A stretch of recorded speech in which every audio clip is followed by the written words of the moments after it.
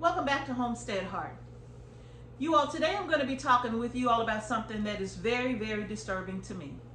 This was just brought to my attention a day or so ago, and after I received that information, I decided to do a little more research on this topic as well.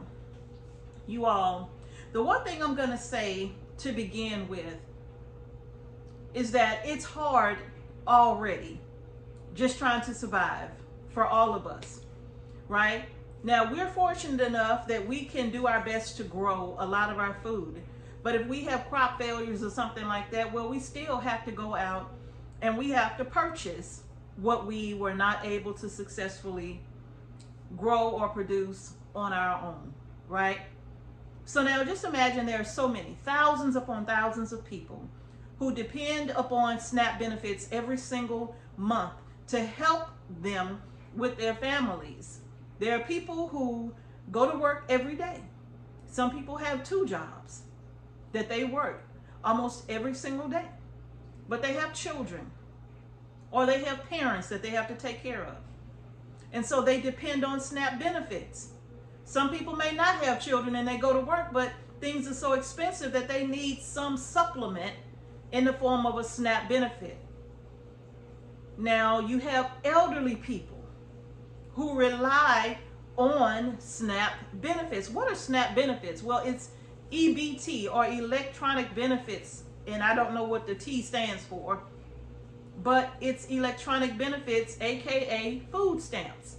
And a lot of people depend on those benefits each and every month to feed themselves and feed their families.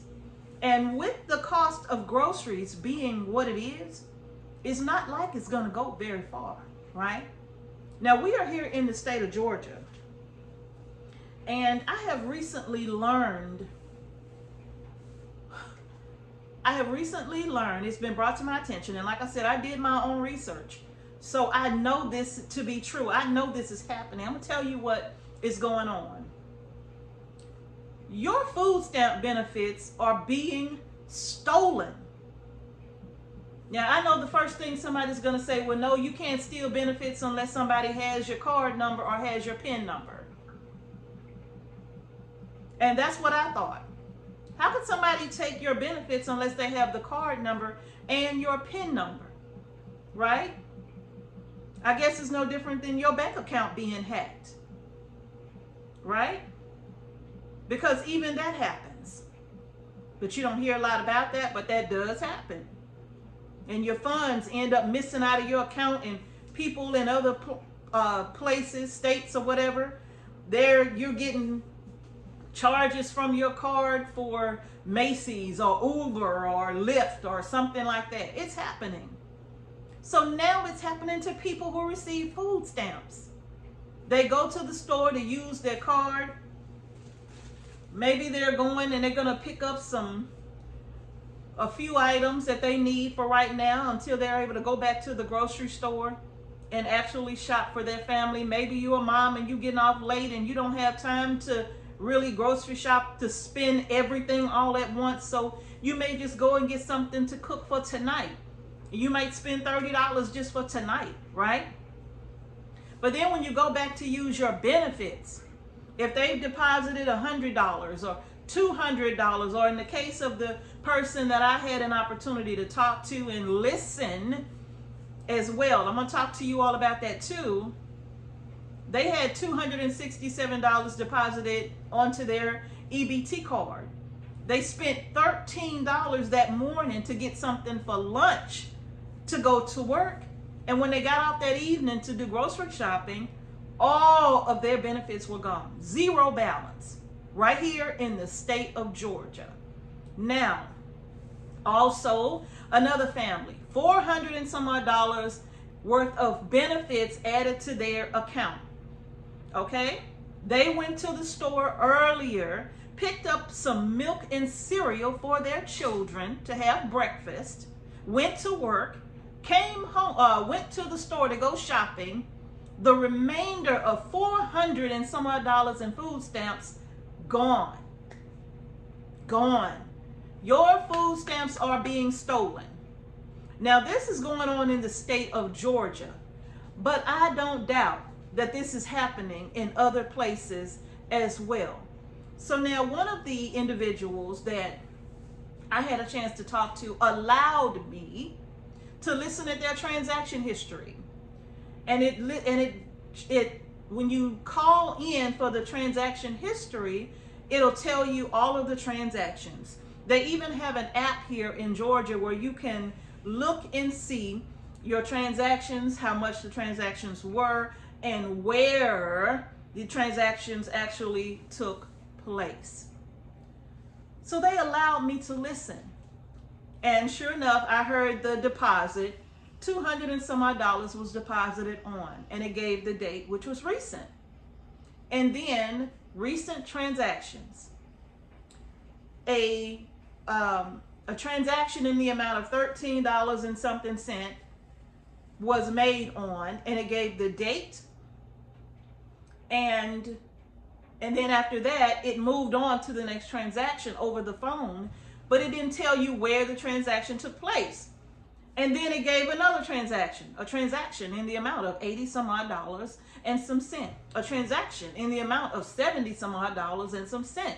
And it just kept going until there was nothing left. Nothing left, you all. And then when they went on the app, it showed the transactions, which the $13 took place at one of the local stores that they were able to see. But the remaining transactions for this person and the other individual that talked to me about it as well, and then when I did some research, it looks like a lot of these transactions were made not in Georgia, but in the state of New York. In New York. And it even gave the name of the stores.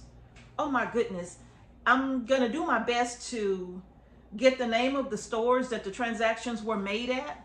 And I'm going to post the name of these, I think it was 2 or 3 stores in New York. I'm going to post the names of these stores. One of them was 7 Diamond Market. And I think that was in New York or Philadelphia. All of the transactions were made in New York or Philadelphia. And one was 7 Diamond Market, but I don't remember the name of the other locations. But when I get them, I'm going to post them down in the comment section, okay? And the worst part is that they allowed me to listen to a conversation that they were having with a representative from the Georgia State DCFS, I think it is, DCF, Department of Children and Family Services. And they allowed me to listen to a conversation. And I cannot tell you how much these people don't care that this is happening. Maybe because they've heard it so much. Now, this has been going on since last year. I think as early as September, this has been going on, and thousands, tens of thousands of people this is happening to in Georgia. And they tell you, well, you have to just go to the fraud department and file a complaint. Are they going to replace your benefits? Oh, no. They're not replacing your benefits. I think it was in upwards of nearly 40 some odd thousand people. And they're sending all of those people to the food banks. Well, we have options. We have resources that you can use. But if 40,000 people are using the same resource, exactly how long are the resources going to last? Not to mention, the food banks do not have enough food to take care. I don't care where you are. They don't have enough food to take care of thousands of people for an entire month. And the sad part is that when you go back to use your benefits again, they're all gone. So when they're loaded onto the card, they are taken away off the card. If you don't use the card, it seems like if you're not using the card, the day that the stamps are loaded onto your card, the benefits are loaded onto your card, the following day they will be gone. Or later that day, they will be gone. You're not giving your PIN number to anybody in New York. You're not giving your PIN numbers to anybody in Philadelphia. How do they have access to this? What's the connection here? What do y'all think is happening here? If it's specifically in New York at specific locations, what do you think is happening here? So I listened to the conversation with the representative, which they gave you a hard time about trying to get to a representative to even talk about it. That was difficult, to say the least. So when you finally get a representative on the phone, they were asking questions and they were saying, well, what are we supposed to do? Well, you can use these resources. Well, we've called these places, and these places said that they're maxed out. There's nothing that they can do to help us. So now what are we supposed to do? We have children and we don't have the money. We can barely afford to pay our bills. So we don't have the money to go out and buy enough food to take care of our family for an entire month. I have 4 children. What am I supposed to do? Well, ma'am, I don't know. I don't know. Well, what about emergency benefits? Can you give me something that's an emergency? No, ma'am, we're not giving emergency benefits. Well, are you going to replace mine? No, ma'am, we're not replacing any benefits. You needed to have filed a form by December 31st, 2024 in order to be considered for replacement benefits. Well, what if it just happened to me in January? Well, there's nothing we can do. There's nothing we're gonna do. You're just out. Well, what about next month? You need to get a new card. This is a new card.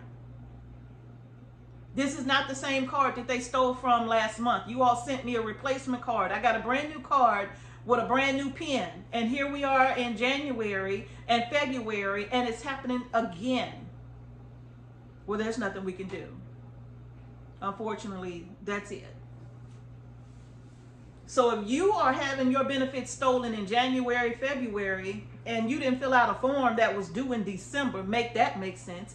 You didn't fill out a form that was due in December, then you won't even be considered for replacement. But now they are learning that even if you did fill out the form in December, there's a 90% chance that you're still not getting your benefits replaced. And even though they may have replaced your card, and even though you have changed your PIN number, they can still steal your benefits. So who has hacked into the system? Who has hacked into the system to where they are able to steal thousands and millions of dollars probably?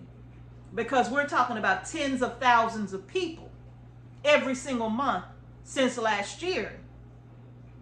And they were kind of keeping it on the hush-hush and not making a big deal about it.